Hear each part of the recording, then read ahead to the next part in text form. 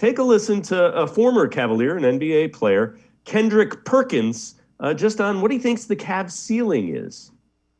When you look at this Cavs team, I'm watching them. They have these twin towers, okay, and Allen and Mobley. And the way that they're protecting the basket is something beautiful to watch. They might be the best defensive tandem for as bigs in the NBA. Mobley, he's winning Rookie of the Year. But then you have the setup guy in Garland. Look, Garland is a phenomenal talent. Something about Garland says superstar written all over it, okay?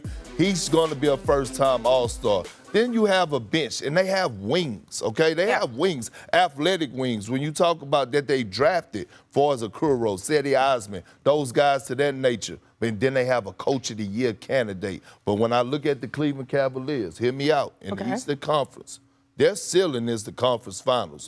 No team in the East want to see them in the first or the second round. I'm saying it here right now. And D-Man, Kendrick Perkins is a guy that'll let you know exactly how he feels. He knows what he's talking about. That's the guy. He appreciates the bigs because that's where he made his living. A lot of truth to what he said. Love Perk.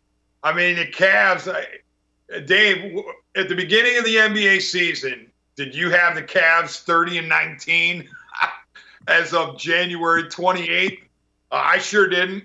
I was wondering how they were going to stop anybody. For example, just after the first two games of this season, they gave up 255 points and were 0-2. And I'm going, oh boy, okay, is this season 4 of the rebuild? But 3-game winning streak after that 2-game losing streak to open. They started to play defense, and guys have accepted their roles, and everybody's taken off. And the Cavaliers are absolutely the feel-good story of the NBA. Right there with them is the Memphis Grizzlies. And, I'm sure in Memphis they would say, well, they are. But to me, it's Cavs first, Grizzlies second. Some people would say Grizzlies first, Cavs second. And interesting how those two franchises have risen to prominence. Yes, the Grizzlies have more of a pronounced star in Ja Morant, but behind Morant, it's not like there's a big 2 or a big 3 or anything like that. They're an analytics-driven organization. A lot of analytics goes into how they defend people. The Cavaliers do the same thing.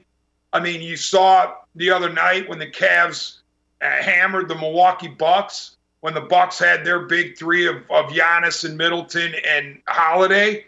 The Cavaliers' defense was really, really good against those big 3, and they didn't allow them to take over the game at any point. So the Cavs are terrific. I don't know what their ceiling is. I hope that Kobe Altman, and I'm sure he will continue to look to improve, because this team has some improving to do. You'd like to add some scoring on the wing for sure, but the fact that this franchise has gone from moribund the first 3 seasons post LeBron 2.0 to 30-19 and 3rd in the East as of our taping, 1.5 out of first in the 4th season is nothing short of remarkable. The other thing to keep in mind, Darius Garland, guy that played 1 season, 5 college games, has been banged up in the first couple of years. Evan Mobley only played 1 college season at USC, and he's been outstanding. What I'm saying is these are young guys that haven't played a lot of higher level basketball, and they're doing what they're doing now. Once they get a little bit of seasoning and a feel for what's going on, you're seeing it with Garland. You're going to see the same thing with Mobley. They have 2 potential big-time superstars because of how young they are. These guys are just going to keep getting better. That's what Perkins was getting at with Darius Garland. That's true. With the Cavs, they don't have the established big 2 or big 3 yet. But to your point, it's very possible that Garland and Mobley grow into that, and Jarrett Allen is just a cut below Evan Mobley, because Jarrett Allen is not exactly a grizzled veteran. He's in his mid-20s. I think he's like 24, maybe 25 at the oldest. So Jared Allen has a long career ahead of him. And, it's just so much fun to watch these guys, too, because it's a team-oriented deal. You don't see any stat hunters out there.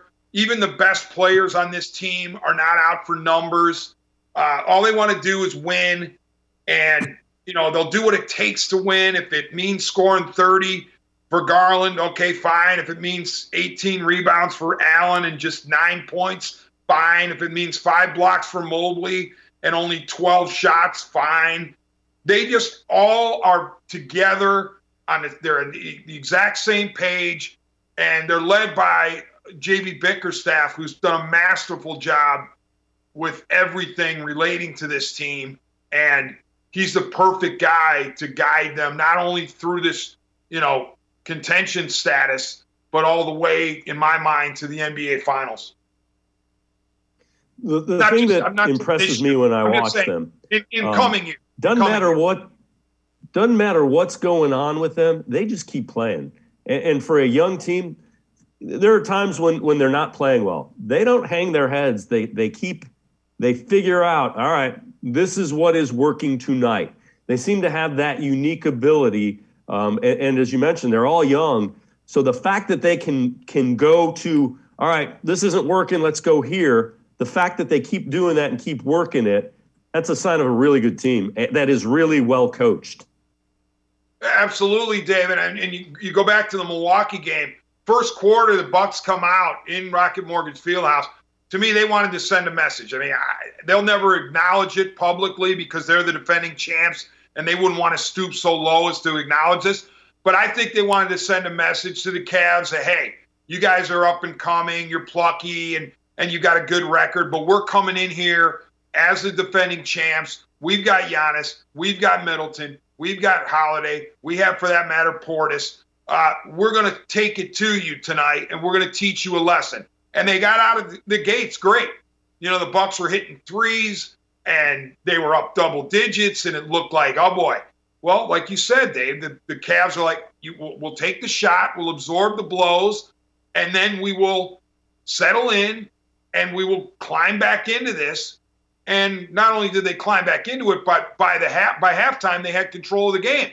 And then third quarter, they pulled away, and fourth quarter was just window dressing. But when you looked at the final box score of that game, Dave, 11 3-pointers from 2 bench guys, Cedi Osman and Kevin Love.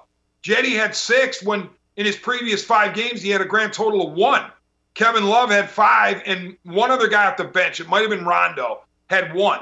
So the Cavaliers bench destroyed the Bucks bench, and part of the way they did it, a large part of the way they did it, was 12 threes. So if you're not going to beat, I mean, if you're the Cavs, you might beat the opposition with Garland, Mobley, and Allen going off all at the same time. You might beat them with Kevin Love and Cedi Osman off the bench. You might beat them with 8 guys scoring in double digits. They have so many different ways to beat you, not just offensively, but defensively, because they have the height and the versatility and the athleticism. You don't just have the height on defense with a bunch of plotters. You have height and athleticism, guys who can close out on 3-point shooters within a half a second of being in the key. So they can beat you offensively and defensively in multiple ways.